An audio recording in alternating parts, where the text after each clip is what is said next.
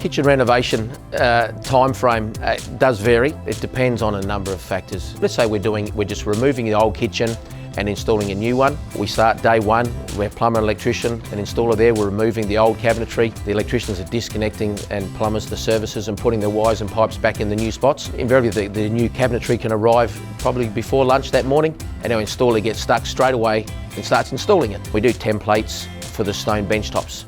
Day 4 or 5, those templates are collected by our stone fabricator, and those bench tops take 10 working days to fabricate from there.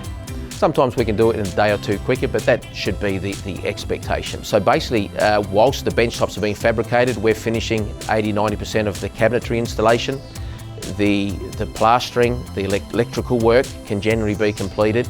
Basically, in the 3rd week, the bench tops are going on and the plumber can reconnect. There's still little things, like if a door or a panel is marked or scratched where it doesn't pass quality control, or if an installer was to make a mistake and cut something wrong and we have to reorder it, those things can take a little bit of time. But the kitchen's normally usable in about 3.5 to 4 weeks, and then there's often just little finishings to do after that.